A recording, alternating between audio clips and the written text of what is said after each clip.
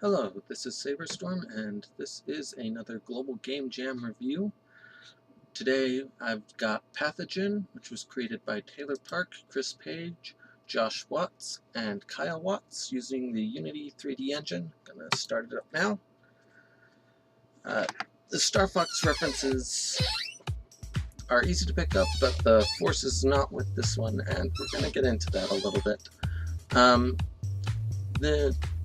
When it comes to game jams and the time frame, it's often really hard to budget time for quality control, and this game unfortunately suffers from it, which is a little sad because when we all heard the theme for Global Game Jam this year, and we heard it was transmission, pretty sure all of us thought of ideas like this, but none of us did it. So for someone to do it and pull it off really well like these guys did, is a great thing and a very awesome thing. At the same time, it's kind of sad that a few things just flew under the radar in this case. So we're going to start up now. It's important to note that this has been made for using an Xbox controller on your PC, and that's an important thing to note because I'm going to talk about why that's both a good and a bad thing. So, and you can see here we're a virus in a bloodstream, and that down there is the horrible video that Global Game Jam did for their intro video this year. Really, they just shouldn't have done it. I'll be adding that link to the bottom as well, and you know, these guys did a good job parodying it in this case, and it definitely adds to the kind of the rail shooter feel. So they definitely get points for taking something that is so bad and putting it to good use. As I'm using the controller here, there's a couple things you should probably note. First of all, this is a twin stick shooter. That's not very easy to do, especially to do right. This one, however, they've got it pretty solid. Because of that and a couple other things here, they do get a gameplay score of 3 out of 5 for me. It's also unfortunately very easy to die. Yeah.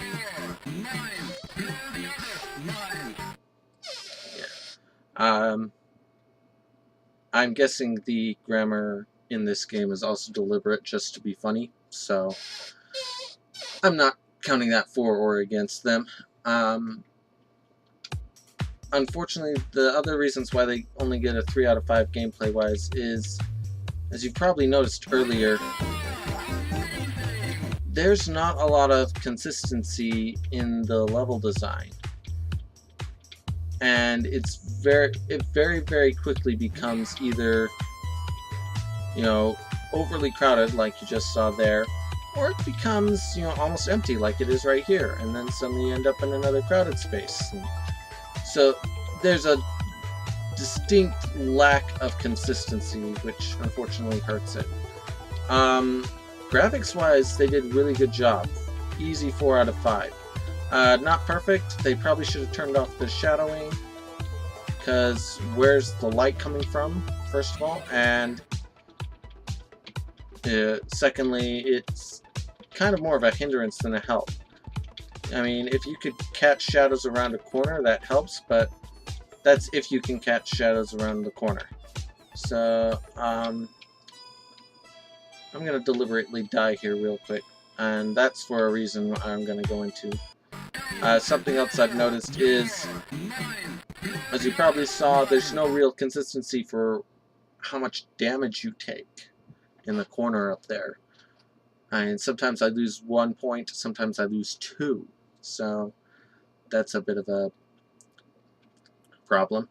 One nice thing, and kind of an Easter egg, or at least I think it's an Easter egg, is not only do you have this, there we go. Can remember the button for it. They included different forms, which is really a really good idea. I really like that. And then of course there's this rubber chicken of a thing. it just makes for a great Easter egg. Sound, as you can probably tell, is really well done. I mean, they've got solid music for it. There's not a whole lot of other sounds. Like, it'd be great if there was a sound to indicate, hey, you hit a white blood cell. But, you know, not too bad of an idea. Probably would have cut the audio from the horrible video I mentioned earlier, but at least they're putting it to good use. I mean, it was a video you could sleep through during the presentation, let's put it that way. So yeah, 4 out of 5 for sound. Controls, unfortunately, really hit hard, and this is where I was getting into earlier, where I was saying it's important to note that this was made to be played with a Xbox controller. 360 or Xbox One, I've got both, so that's what I've been using. Excuse me. And it's important to note that because while it's very clear from both the instructions on that intro screen and in the instructions on the download page,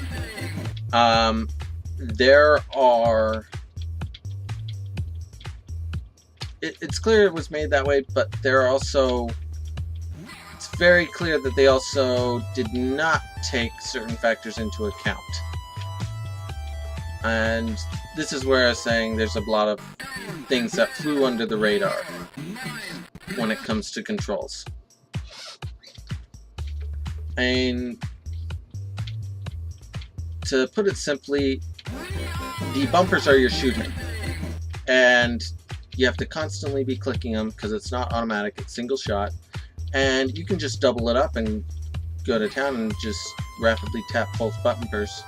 And now I've got one following me, and I've never had that happen before until the last 2 playthroughs, and it's gonna kill me real fast there. I've only beaten this a few times. I would definitely recommend not restarting. If you beat it, close it, and then open it back up. Otherwise, you get an audio bug where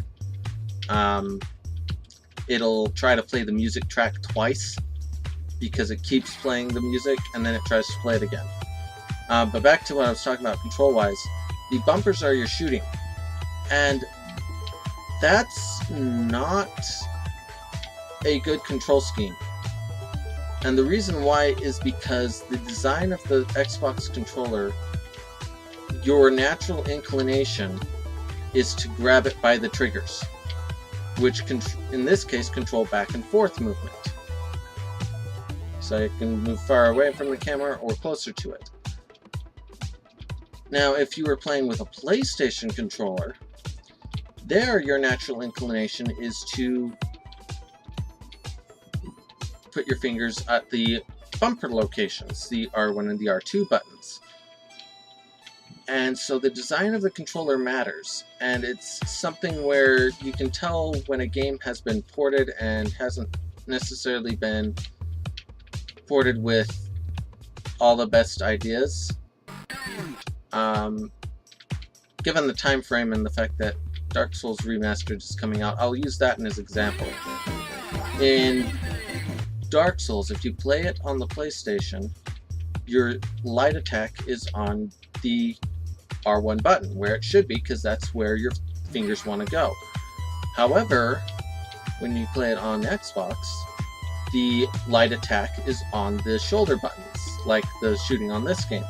But that's not where your fingers want to go. They want to go to the triggers. So, in simplest terms, R1 PlayStation does not necessarily equal RB Xbox. And that's actually a pretty big issue I've found in a lot of games. I've found it in Final Fantasy, and I'm finding it in here as well. And it shows.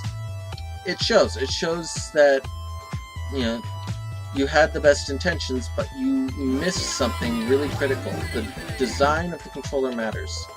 And to finish off my thought, I'm really hoping with Dark Souls Remastered they take that into account, especially since they're supposed to be doing a Switch version. And with the Switch, once again, you want to go to those trigger buttons, not the shoulder buttons. That's how it's designed to be held. and that's an important thing to consider and do. So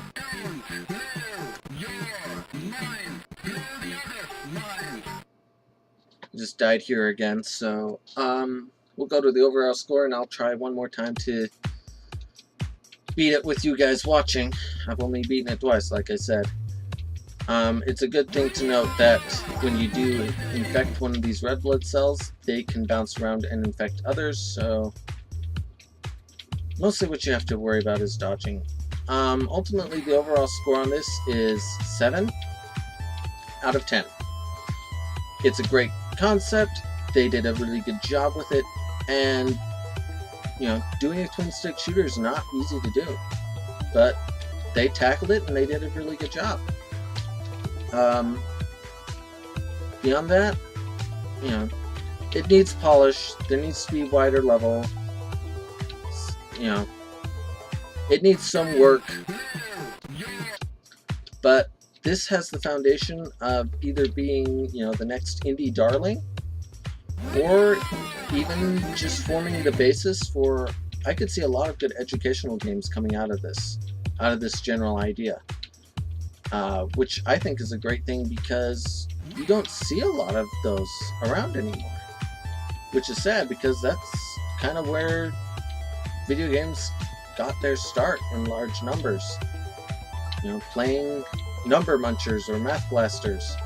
We all did that as kids, at least kids my age did, so that was where a lot of us got our first exposure and start. And it's kind of sad to see that a lot of them get sidelined now. Yep, and I just died there, so I'm gonna leave you guys with that now, and I'll see you next time with another Global Game Jam review. Thanks for watching.